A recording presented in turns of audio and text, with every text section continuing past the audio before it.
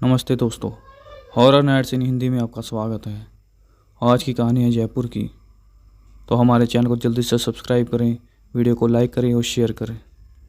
मेरा नाम नरेश है। मैं दिल्ली के द्वारका सेक्टर 7 में रहता हूँ। मैं एक मोबाइल कंपनी में जॉब करता हूँ। ये घटना साल 2022 की है, जब मैं जयपुर अपने मामा के घर घूमने गया था। मैं दिसंबर के महीने में न्यू ईयर से कुछ दिन पहले ही आया था। वहाँ राजा महाराजा के महल, किले और भी बड़े बड़े महल जो कि खंडर हो चुके हैं, यहाँ अब काफ़ी कुछ बदल गया था। नई जगह घूमना, वहाँ पे वीडियो बनाना मुझे बहुत ही अच्छा लगता है। नई जगह का एक्सप्लोर करना मुझे बहुत ही ज़्यादा अच्छा लगता था। लेकिन रात के टाइम एक थोड़ा घर से दूर आगे कच्ची सड़क की तरफ जाना मना था। मैं एक दिन घर के बाहर ही टहल रहा था कि मेरे फ्रेंड का कॉल आया। मैं उससे बात करते करते कब घर से काफ़ी दूर वहाँ निकल गया, मुझे पता ही नहीं लगा। बाद में मैं रास्ता भटक गया था। मैं इधर उधर देखने लगा, कोई भी इंसान नज़र नहीं आ रहा था। अब मैंने सोचा कि क्या करूँ। मैंने अपने मामा को कॉल किया, लेकिन उनके नंबर नहीं लग रहा था। काफ़ी अंधेरा हो चुका था, कच्चा सड़क था। सामने ही मैंने देखा एक छोटा सा कच्चा मकान है। मैंने वहाँ पर जाकर आवाज़ दिया कि कोई है घर पर, तो कोई आवाज़ नहीं आई। मैंने वहाँ से जाने ही वाला था कि मुझे अचानक पीछे से किसी की आवाज़ सुनाई दी। सुनिए, मैं पलट कर देखा तो एक सुंदर सी लड़की थी। उसने सिंपल सा सूट पहन रखा था, सिंपल कपड़े, रहन सहन। मैं उसको घूरे जा रहा था। पता नहीं उसकी आंखों में क्या था। मैं समुद्र में डूब रहा था कि उसने पूछा कि तुम कौन हो, यहाँ क्या कर रहे हो। मैंने बोला कि मैं यहाँ अपने मामा के घर घूमने आया हूँ और रास्ता भटक गया हूँ। रात भी काफ़ी हो चुकी है, मुझे रास्ता समझ में नहीं आ रहा है। उसने अंदर बुलाया कि आप ऐसा करो, आप थोड़ा जल्दी अंदर आ जाओ, बाहर बहुत ठंड है।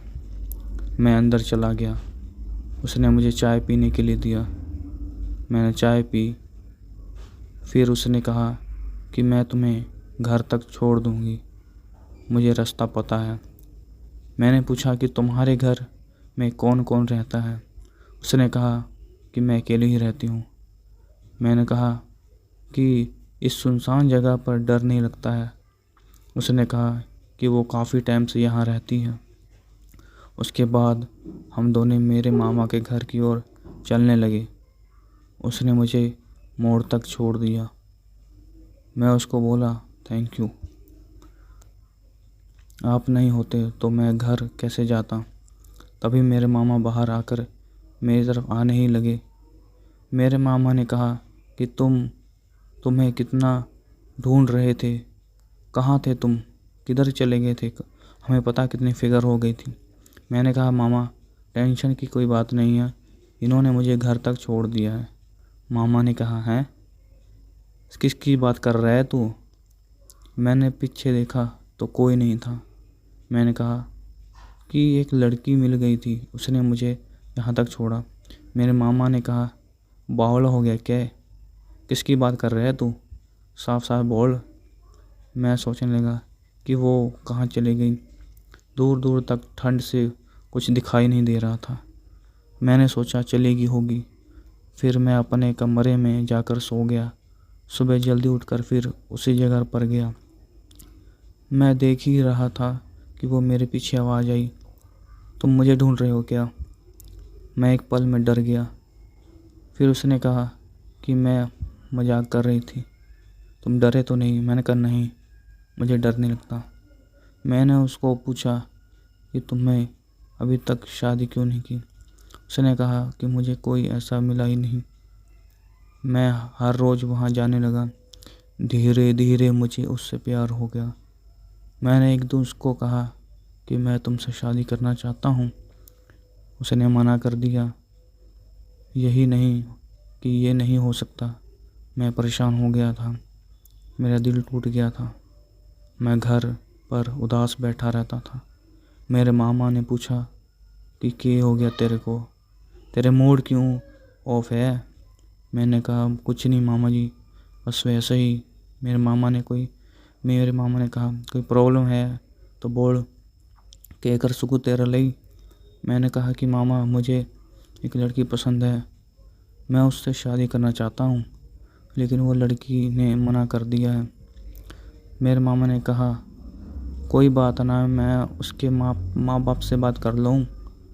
है कौन जो छोरी, कौन से ख़ानदान की है वो छोरी। मैंने कहा कि काफ़ी दूर जाकर जो कच्चे सड़क के पास कच्चा मकान है ना, वहाँ पे रहती है वो छोरी, वहीं रहती है। मेरे मामा ने कहा क्या बकवास कर रहे तू, बावड़ा हो गया क्या तू, पता भी है, बोल क्या रहा है। मैंने कहा वही लड़की रहती है, उसका नाम रेणुका है। मेरे मामा ने कहा वहाँ कोई भी घर नहीं है, वो खंडर है, खंडर, तने समझ ना आवे। और जिस छोरी की बात कर रहे हैं ना, उसको मारे 3 साल हो गए हैं, वहाँ कोई भी जाता भी नहीं है आज तक वहाँ जाता नहीं कोई। मैंने कहा चलो मामा आपको लेकर वहाँ चलता हूँ, मेरी बातों का यकीन नहीं है ना।